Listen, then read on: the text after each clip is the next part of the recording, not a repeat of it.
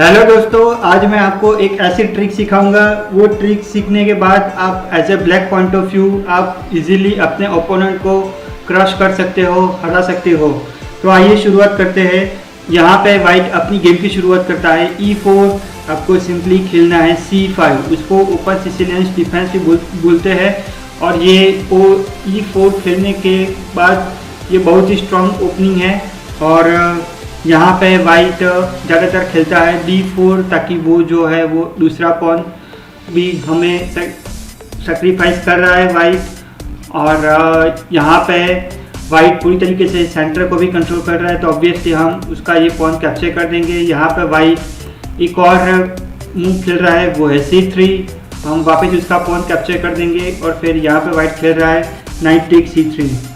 तो यहाँ पे आप देख सकते हो कि वाइट डेवलपमेंट में पूरी तरीके से आगे है। अगर आप पीसीस वाइज देखो तो ब्लैक जो है वो एक पॉन आया है वाइट से, लेकिन डेवलपमेंट वाइज देखो तो वाइट डेवलपमेंट में काफ़ी सारा आगे है, क्योंकि वाइट के पास ये नाइट ये क्वीन है, उसको ओपन होने के लिए पूरी जगह मिल गई है। तो ऑब्वियसली हम अपने पीसीस को बाहर निकालेंगे। सबसे पहले हम नाइट C6 खेलेंगे। उसके रिस्पॉन्स में obviously black night to F3 खेलेगा। और फिर हम यहाँ पे खेलेंगे E6 एक अच्छा सा मूव है और जिससे हम सेंटर भी कंट्रोल कर पाएंगे। और उसके रिस्पॉन्स में वाइट खेलेगा बिशप टू C4 ताकि वो अपना बिशप पे डेवलप कर सके और साथ में ये कास्टलिंग भी कर सके। उसके बाद हम खेलेंगे क्वीन टू C7। ऑब्वियसली यहाँ पे वाइट के पास बेस्ट ऑप्शन रहेगा कि वो कास्टलिंग कर दे। यहाँ पे ब्लैक एज ए ब्लैक हम खेलेंगे नाइट टू F6। और यहाँ से आप देख सकते हो कि हम अपने ये जो नाइट है वो कहीं पे भी रख सकते हैं और फिर बाद में ये बिशप को डिस्कवरी अटैक भी कर सकते हैं।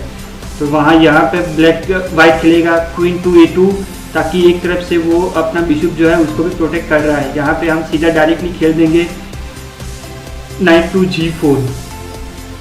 G4 हम डेफिनेटली खेल देंगे। और यहाँ पे एज ए वाइट ने देख लिया है कि ये जो नाइट है वो पूरी तरीके से अच्छी पोजीशन में है, तो वो हमारे नाइट को किक ऑफ करने की कोशिश करेगा। लेकिन हम यहाँ से अपना नाइट नहीं हटाएंगे और हम डायरेक्ट तुरंत ही खेल देंगे नाइट टू D4 से देख सकते हैं कि वो हमारे नाइट को अटैक नहीं कर सकता। अगर उसने हमारे नाइट को अटैक कर दिया तो हम डायरेक्टली यहाँ से उसको चेकमेट कर सकते हैं। तो ऑब्वियसली वो यहाँ से क्वीन को मूव करेगा और फिर क्वीन को मूव करने के बाद हम डायरेक्टली उसके नाइट को अटैक कर देंगे और फिर अटैक करेंगे विथ चेक।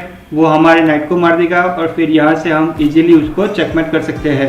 आइए ये गेम का दूसरा वेरिएशन भी अभी देखते हैं।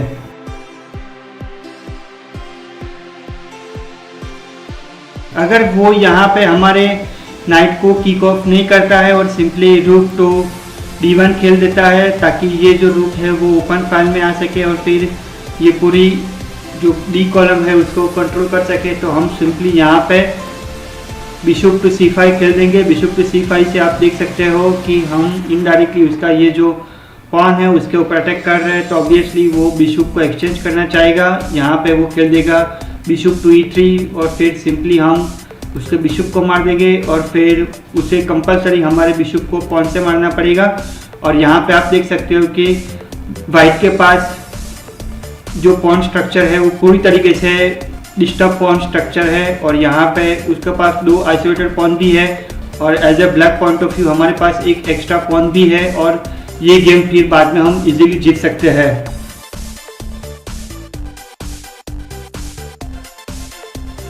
ओके, सो आइए देखते हैं अभी तीसरा वेरिएशन। यहाँ पे वो अपना हमारे नाइट को भी किक ऑफ नहीं कर रहा है और रूक टू D1 भी नहीं खेल रहा है, बल्कि हमारी क्वीन के ऊपर अटैक कर रहा है।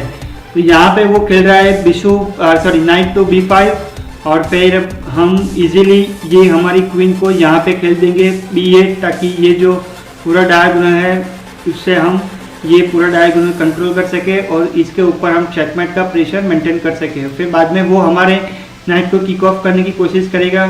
हम यहाँ से अपना नाइट नहीं मूव करेंगे और यहाँ पे आप देख सकते हो कि उसको हमारा नाइट मिल रहा है, तो डेफिनेटली वो हमारा नाइट को कैप्चर कर देगा